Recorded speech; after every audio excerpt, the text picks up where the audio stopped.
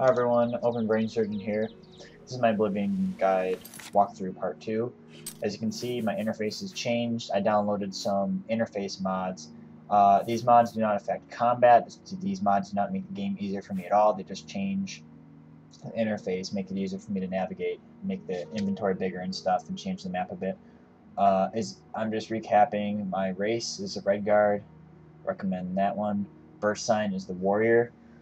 Gives 10 plus to endurance and strength. The other ones are Lord, which gives 90 health points and also gives you weakness to fire. But I think warrior is the best for a warrior because as you level up, that won't be so good in the game. And you can also, the tower is also sort of viable. Gives you reflex points for 5 points for 120 seconds. None of them are as good as the warrior. Go with the warrior. Armor is my major skills. I have athletics, blade, block, heavy armor, athletics, and restoration. You're gonna want restoration because helps heal your large health pool because you're a warrior. Oh, and those wrist irons, you're gonna want to keep those because if you are a mage, because they are the only non-armor piece in the game that won't reduce your spell effectiveness, so you can enchant them. Because all the other wrist items are considered armor pieces, so they will decrease your ability to cast spells with your spell effectiveness.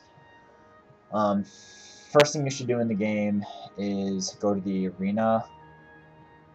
And right now I'm going to be showing you all the little towns. There's Shadenhall, Breville, Bruma, Coral, Kavat. Not Kavat. That's the dead city. You don't want to go. You don't go there until later in the main quest. Skingrad, Leowind, Anvil, Breville, Bruma, Leowind, Shadenhall. You go there to get the Mage's Quest recommendations. You can either do that to enchant your armor, or you can go get sigil stones for the main quest. I'll be showing more of that later. But the first thing we should do is we should get some levels doing the arena. So that's what I'm here for. And I'm just going to be going through the arenas while I talk a bit. You see I chose the large heavy raiment. It's going a little bit faster just because this part's boring. It's just showing me killing arena parts. So, but I'm going to be talking in the meantime. You see, I chose the heavy armor. You choose light armor if you're a caster or a bow type character. Choose the heavy armor, obviously, if you're a warrior. Now I'm going to go back to talking about my major skills and the reasons why I chose them. Armor is an extremely useful thing for warriors, obviously, because they're really dependent on their armor skill. I mean their armor because they need the heavy armor to withstand the strong melee attacks, and so repairing your armor is really important. If you're a warrior, you have the most expensive armor because it's heavy and it costs the most to repair it. So it's costly to get it repaired all the time. So it's nice to do it on your own. And if you have master level armor skill, you are able to repair your armor past 100% durability, which actually increases the effectiveness of it. I think you're able to repair it up to 125%, which increases the base damage if it's a weapon by 25% out of 100, and increases the actual armor's defense by 25% if it is a shield or something. One thing that I just learned recently was that you can only have up to 85% of shield in this game. See, the way that a lot of these stats work is they're based on a percentage ratio, and so you're not actually, if you have enchanted armor with shield, you are not able to have over 85%. Anything more than 85 is just going to waste. I'll show more of that later in the video. I'll explain what I mean. It's basically the same concept as spell reflect and spell absorption, and reflect damage. It's a little bit different. The reflects and the absorbs work on sort of a chance roll where every time that you're hit by something, it has a chance out of 100% as a maximum to either reflect it, absorb it, or reflect the spell, or reflect the melee attack, or absorb the spell. Shields are a little bit different. Shields just decrease the damage by a percentage completely. So if you have 85% armor, then it's decreasing the melee damage, the physical damage also with bows and arrows by 85%. If you don't understand what I'm talking about, just put it in the comments, and I'll try to explain it better in the comments.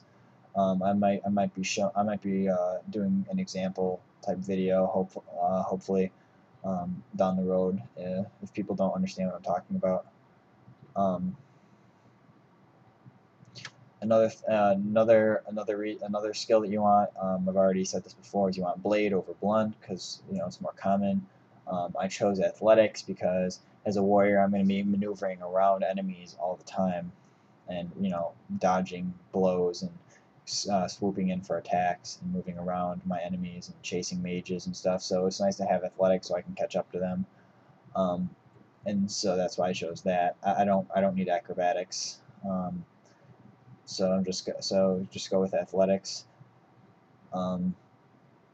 Obviously, I'm going to want to have block. It's just self-explanatory. You're gonna want to have you're going to want to be able to block with your shield or parry with your two-hander. One thing you should know about two-handers is that they hit harder than one-handers, obviously, because they're larger weapons. They do more damage. But the drawback is you can't have a shield. They also have a longer reach than most one-handed, actually, like all one-handed weapons. Even the long swords aren't as long as the claymore, so you don't get as long of a reach, and you don't get as much base melee damage. But you are able to equip a shield, which is nice. Shields are nice. Personally, I prefer having a shield than a one-hander. I think it's more versatile. But there are some really nice two-handers, like for example Shadowren comes to mind. I'll be showing that two-hander. It's probably the best two-hander you can get in the entire game. It's the best two-hander I know of. I'll be showing that. You get that in the Shivering Isles main quest line. The reason I'm going to the arenas before I do the recommendation quest for the Mages Guild to get my gear enchanted, or doing the main quest in the game so I can get sigil stones, because at level 17 you're able to get the highest level sigil stones, which allows you to enchant your gear, and you want to get your gear enchanted as fast as possible, as soon as the game starts. But I want to gain some quick levels first before I start enchanting my gear, because I'm going to be doing the main quest, and I want to have a few levels under my belt before I jump into the Oblivion gates. So that's why I recommend doing the arenas as one of the first things you do. Even if you're doing the if you're a first-time player, I definitely recommend doing the arenas. If you've played this game before and you know what you're doing, then you can either do the Mages Guild or do the main quest. Maybe you want to go to the arenas anyway before the main quest, just to gain some levels. That's what I'm doing. It's pretty easy. It's not really difficult to go through the arenas at all, really. It starts. I mean, technically, it starts getting unfair. They start like giving you different, like, multiple opponents and such.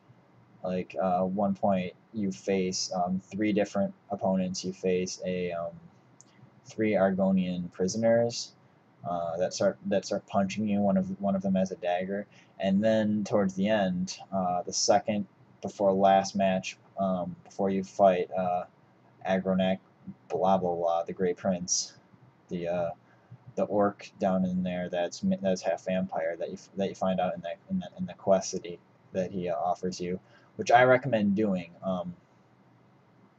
I'll pick up that quest in the next video actually and show you how to do that, because if you're going to be playing this character, you're definitely going to want to have that quest. It's a very, very good bonus that he gives you. So don't go through the entire arenas and then kill him before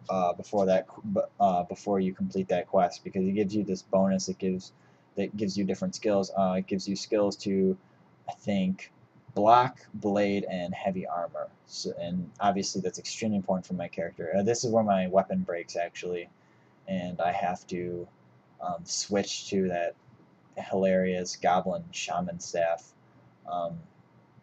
And I'm just showing you now that, you can't repair it when enemies are nearby. And since it's completely broken, I have to get it repaired at a shop anyway, so even if there weren't enemies nearby, I'd still be fucked. Now you just see me shooting electric at him like a crazy person.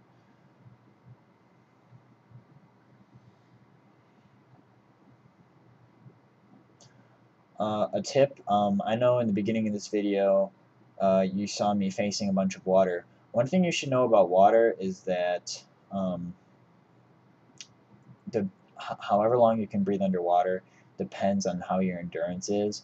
So if you have really low endurance, your breath underwater is not going to be very good. That's something they don't tell you in the strategy guides. I've had a mage, so I've had really low endurance characters. This character actually had, his endurance was actually 10 because he was wearing gear that decreased his endurance, but it gave him big magical bonuses. So his endurance was incredibly low. He only had like 135 health, and he was like extreme. He was a decent level. He was like 46. But the thing is, he had over like over 1,000 magicka. He was a very interesting mage character, extremely decent mage. I have a better mage now that I might be showing later on down the road. I'm going to be showing my remake of the mage.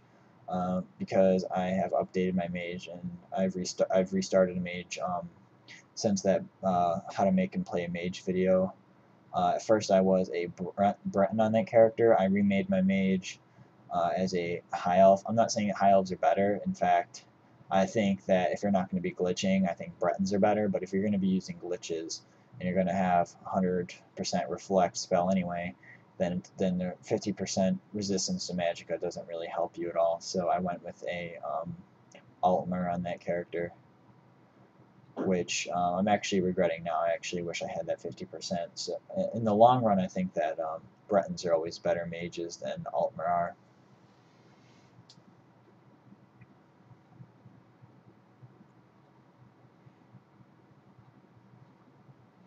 The arena closes at 8, so if you're running through these arenas like me, and you're gonna want to, you can grab those weapons on the rack too if your weapon breaks, like mine just did. And I'm such a low level that it doesn't really matter.